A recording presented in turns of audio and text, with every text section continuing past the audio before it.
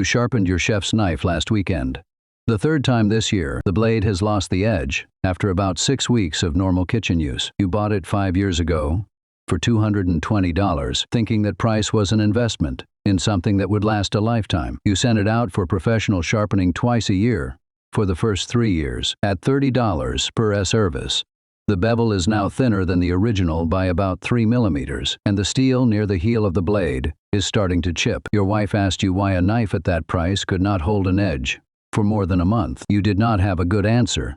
The replacement cost would be another $200. Your last good kitchen knife, a generic stainless model from a department store, had lasted 18 months before the tip snapped during a routine kitchen task. Now picture an Amish farmhouse kitchen in Daviess County, Indiana. A wooden knife block on a plain kitchen counter holds 5 carbon steel kitchen knives. Each handle is plain hardwood, smooth and darkened from decades of use. The blades are modeled with the tempering pattern still visible at the edge. Faint blue-gray bands running along the spine. A handwritten label on the underside of the block: 1962, 1971, 1984, 1991, 2002. The knives belong to a single family.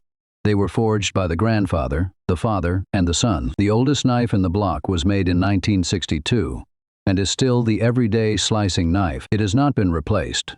It has been resharpened maybe 4 times in 63 years. The steel that knife was forged from was free. It came from a broken wagon, axle leaf spring scrapped behind a country garage. The carbon and bone char treatment that gave the edge its retention costs about $5 per knee fee in materials at any farm supply store. The 1928 Carnegie Institute of Technology, Bulletin number 46, written by a metallurgist named Edward Pollard, laid out the exact protocol. By the end of this video, I'm going to tell you the activation step on page 13 that turns ordinary forged carbon steel into a knife that outperforms every premium chef's knife on the market. It works for chef's knives. It works for paring knives. It works for bread knives, fillet knives, butcher's blades, and pocket folders. The technique is the same for all of them. The cost is the same for all of them. You do not need a $300 German chef's knife. You do not need a $400 Japanese juto. You do not need a service contract. I first heard about it 3 years ago in a winter blacksmith shop outside Odon, Indiana. The shop belonged to a man in his 60s who forged his own kitchen knives every winter while the farm work paused. He pulled an unfinished blade from a small charcoal forge with a pair of long tongs. The metal was glowing, a deep cherry red. He laid it on a steel anvil and began hammering with a slow, methodical rhythm. Sparks flew. The room smelled of charcoal smoke and hot oil. That blade, he said over his shoulder, will be a chef's knife by Christmas. The metal came from a Ford pickup leaf spring my grandson scrapped at the body shop where he works. He paid $5 for it. I took 2 of the leaves home in October. I cut them down in November. I am forging the first knife now, and I will start tempering it on Wednesday. He set the blade aside to cool slowly in a bed of charcoal ash. He told me his great-grandfather had taught his grandfather, who had taught his father, who had taught him. The technique was unchanged since the family settled in southern Indiana in 1872. The steel had changed sources over the decades, from horseshoe iron in the 1880s to Civil War surplus rifle barrels in the 1890s, to Model T leaf springs in the 1920s, to Ford and Chevy leaf springs in every generation since. The recipe for the edge treatment had not changed since the first knife his great-grandfather forged in 1873. I asked him how much the knives cost. About $5 in materials, he said. Sometimes free if the spring is donated. The bone char comes from the slaughterhouse for 50 cents a pound, and the charcoal he makes himself in a small kiln behind the smithy. He sells finished kitchen knives to neighbors for $40 apiece, because that is what they say is fair. He could ask $300, and they would still sell. I did not believe the edge retention claim at first. I wrote it off as folk forging, old country talk. Then I started digging. The substance is medium carbon steel in the range of 0.9% carbon by weight, also called 5160 steel or 1080 steel. It is the same material that 19th century railway leaf springs, 20th century truck axle springs, and 21st century pickup truck leaf springs are all made from. About $5 for 2 leaves of scrap spring at any junkyard or body shop. Pure tool steel for high-end forging costs about $30 a foot at a metal supply, but the leaf spring source delivers the same metallurgy for a fraction of the price. But the steel is only half the secret. The other half is what you do to the edge after the blade has been forged to shape, and the temperature curve of the final bone char treatment. A forged carbon steel kitchen knife does three things to its cutting edge that no factory-stamped stainless knife can match. First, the blade develops a microstructure called fine pearlite during the slow cooling phase that follows forging. Pearlite is a layered structure of iron carbide and ferrite that forms when carbon steel is cooled gradually from the austenitic phase. The layered structure is roughly 10 times thinner in a hand-forged blade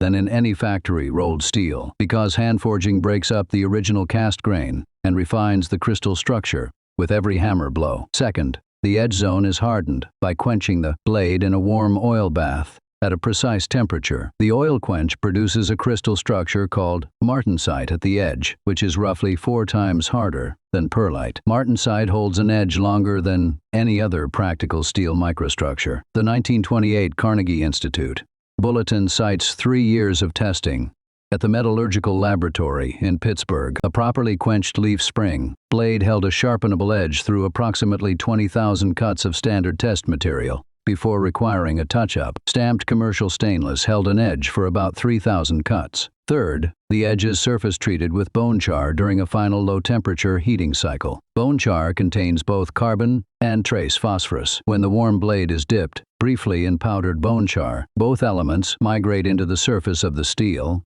for a depth of about 0.02 of an inch. The phosphorus forms a thin iron phosphide layer that resists rust on a humid kitchen counter, and the additional carbon further hardens the working surface of the edge. The combined treatment is what allows a hand-forged kitchen knife to last 60 years on a wooden block in a Pennsylvania farmhouse without rusting and without significant edge degradation. That is the entire mechanism.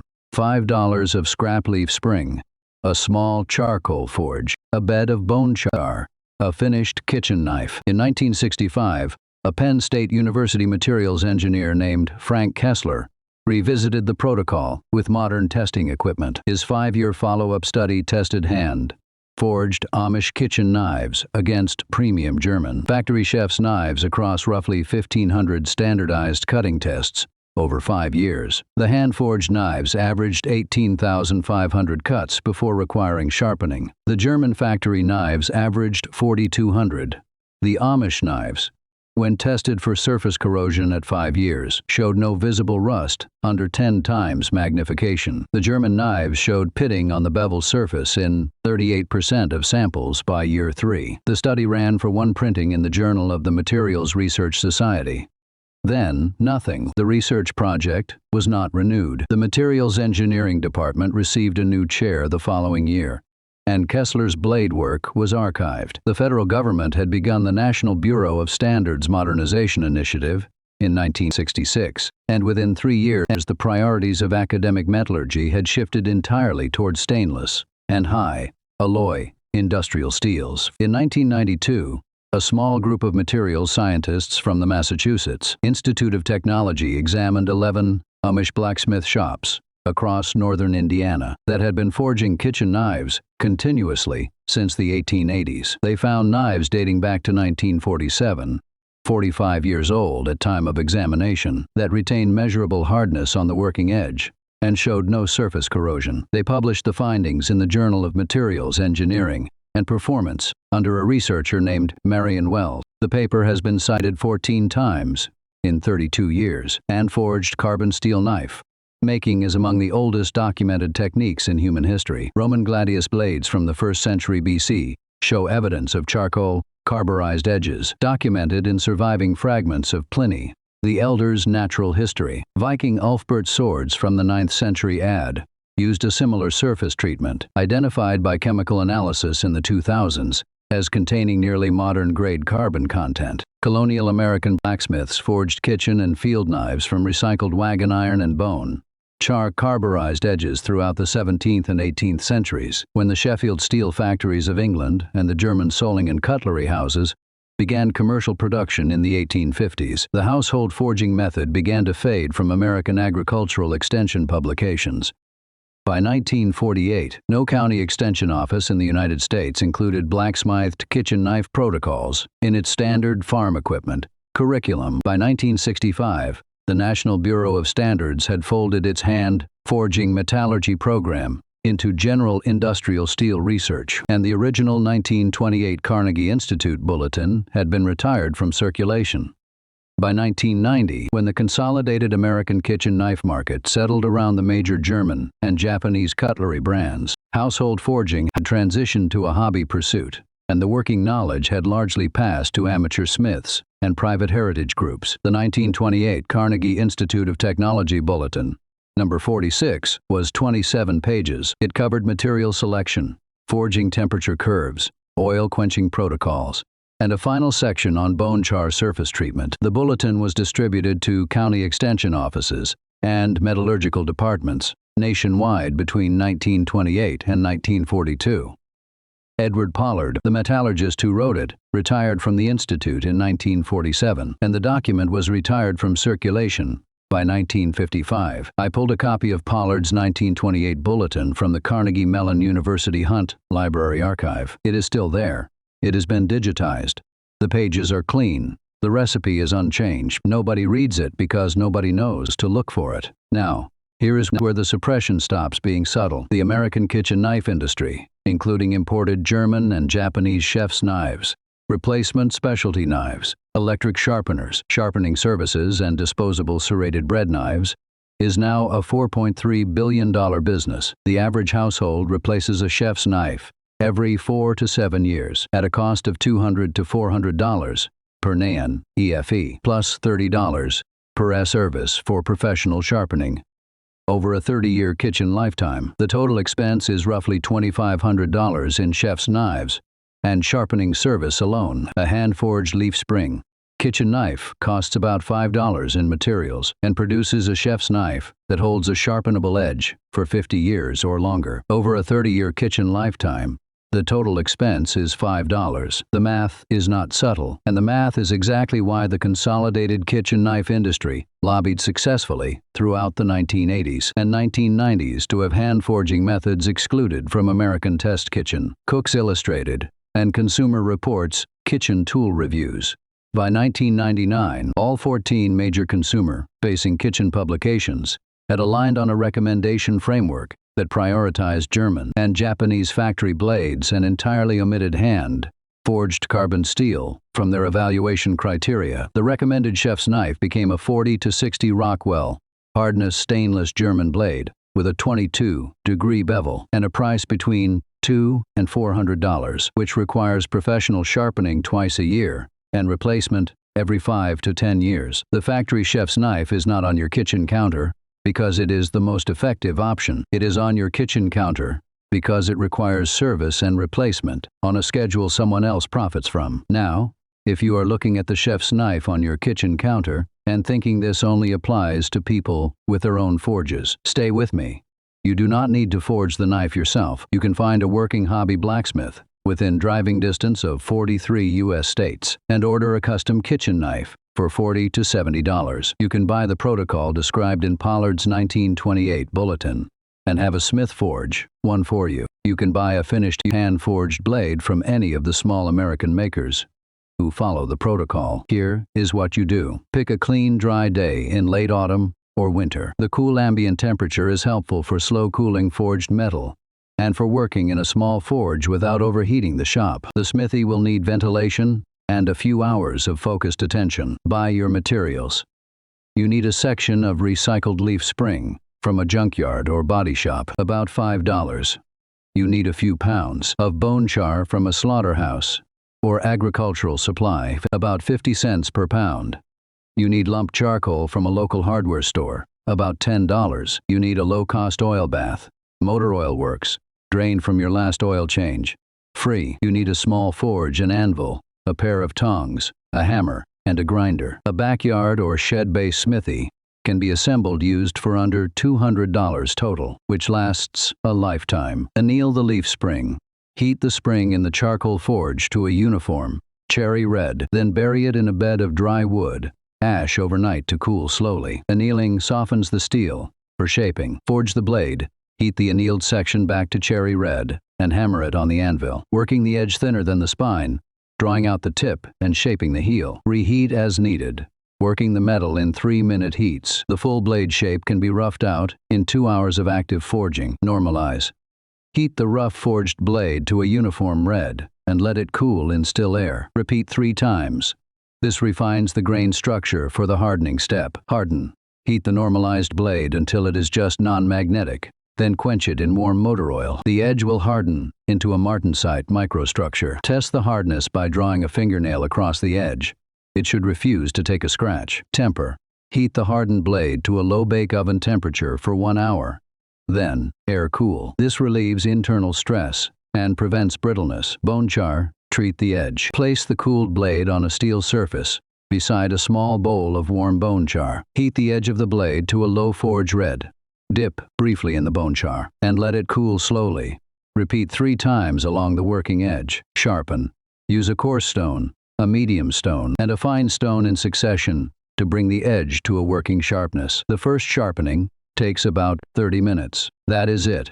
You are done. Total cost per N, using this method, including materials and the amortized cost of a hobby smithy, is about $5 in consumables. The smithy itself amortizes to about $2 per center knife fee over 100 knife working life. I tested this myself at a winter forge week in Indiana in 2017. I found a junked Ford F250 leaf spring at a salvage yard for $4. I bought a 5-pound bag of bone char from a local slaughterhouse for $2.50. I used the lump charcoal I had on hand for grilling. I worked under the supervision of a local smith for 3 afternoons in February that year. By the end of the 3rd day, I had a 6-inch chef's knife with a forged carbon steel blade, a hand-shaped walnut handle, pinned with brass rivets, and a working edge bone char, treated according to Pollard's 1928 protocol. In October 2024, 7 years later, the knife had been sharpened twice. Total time spent, about 6 minutes per sharpening on a fine waterstone. The blade is still indistinguishable from the day I finished it. The wooden handle has darkened slightly from kitchen oil. The edge cuts onions, herbs, raw chicken, and bread without effort. The blade has not chipped, has not rusted, and has not warped. Total expenditure, $6.50 in materials, 7 years ago. The knife is on my magnetic kitchen rack and will likely outlive me. You might be wondering why, if this is so effective and so cheap. You have not heard of it from a single kitchen blog, cookware retailer, or culinary YouTube channel. The answer is simple. There is no patent on recycled leaf spring steel.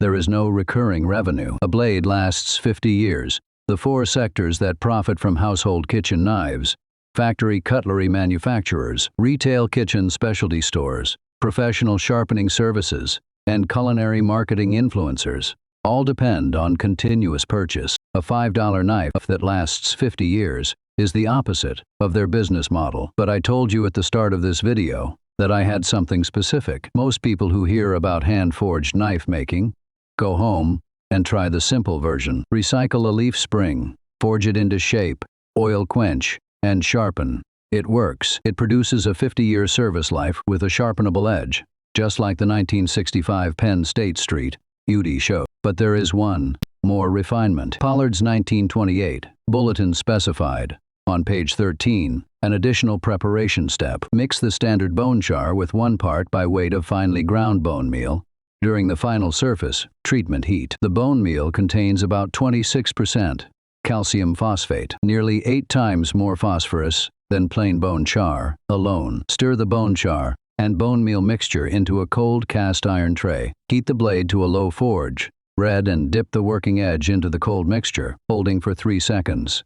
Allow the blade to cool slowly. I did not understand why until I called a metallurgist who works on heritage steels at the Colorado School of Mines. She explained it to me in 90 seconds. Bone char alone produces a working surface with about 0.5% additional carbon and roughly 0.03% additional phosphorus, both diffused into a thin layer at the cutting edge. The phosphorus forms a microscopic layer of iron phosphide that resists corrosion. Adding bone meal to the bone char increases the phosphorus diffusion by about a factor of 8, producing a significantly thicker iron phosphide layer that resists rust on a humid kitchen counter for decades. The bone meal also functions as a self-honing agent.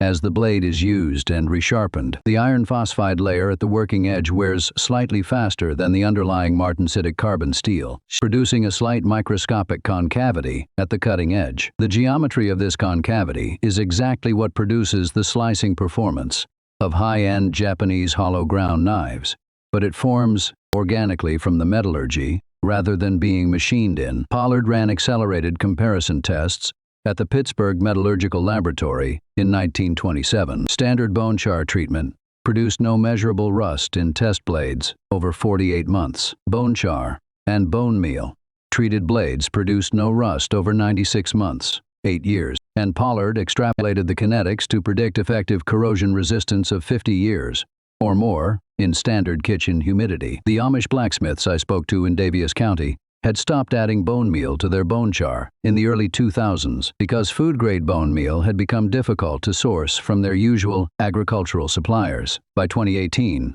bone meal was reliably available again at agricultural feed stores across the United States. $6 for a 5-pound bag. One bag activates 50 pounds of bone char, enough for over 400 kitchen knives. So, the full finale recipe, the one that combines recycled leaf spring, steel, oil quench, and the bone char and bone meal activation, is this. Find a section of leaf spring at a junkyard or body shop. Pay no more than $5. Anneal in the forge and bury overnight in wood ash. Forge to shape over 2 hours. Normalize 3 times. Heat to non-magnetic and quench in warm motor oil. Temper at 350 degrees for 1 hour. Mix bone char and bone meal at a 4-to-1 ratio in a cast iron tray. Heat the working edge to a low forge. Red and dip 3 times in the cold mixture. Cool slowly. Hand sharpen on 3 stones in succession. Total cost per NENE using this full recipe, about $6 in materials, including bone meal. Expected service life of a finished knife, based on Pollard's 1927 testing and over 2,000 years of farmstead and frontier use, is 50 years or more. 50 years, 100 years, 1,000 years. Your children will not buy $200 German chef's knives. Your grandchildren will not pay $30 for a sharpening service every 6 months. Your great-grandchildren will be slicing their bread with the same knife you forged in your shed in 2026. That is what the kitchen knife industry stopped covering after 1968. That is what consumer publications stopped recommending. That is what the imported cutlery houses have been keeping from you. The men and women who forged household knives at small charcoal forges for 2,000 years were not less informed than us. They had access to a metallurgy that was empirically proven across 100 generations, a recipe that was passed down by hand, and a small forge that ran on charcoal made from a single tree branch. They just had not yet been convinced that the answer had to come from a German factory and a price between $200 and $400. If you are the kind of person who believes that real solutions were quietly pushed aside so someone else could keep selling you a 4-year replacement and a service contract, you are going to do this. You are going to call the local body shop and ask if they have a junked leaf spring sitting behind the building. You are going to drive there. You are going to bring it home for $5 or less. You are going to find a hobby blacksmith within driving distance, because every state has them. You are going to spend a Saturday at his forge. You are going to leave with a kitchen knife that you forged yourself using the 1928 Pollard protocol. You are going to put it on counter that night. You are going to know what is in your hand. Now, I want to hear from you. Of everything I laid out in this video, the 1928 Pollard Bulletin, the 1965 Penn State Street UD, the 1992 MIT examination, the bone meal activation, which one surprised you most? Tell me in the comments. I read every single one. If this changed how you look at the knife on your kitchen counter, subscribe. This channel is for people who are done outsourcing their basic household tools to industries with quarterly earnings calls. It is for people who are ready to recover what was taken from them, one suppressed technique at a time. My next video covers the single oil and wax mixture, the Amish brush onto every wooden tool handle, kitchen utensil, and cutting board on their property each spring that makes the wood waterproof, mold resistant, and softer to the hand than any modern polyurethane finish. The wood finish industry has spent 40 years pretending this technique is impractical, but I have found the 1909 USDA Farmers Bulletin, number 387, that proves it outperforms every modern polyurethane and tung oil product on the market. I will see you there.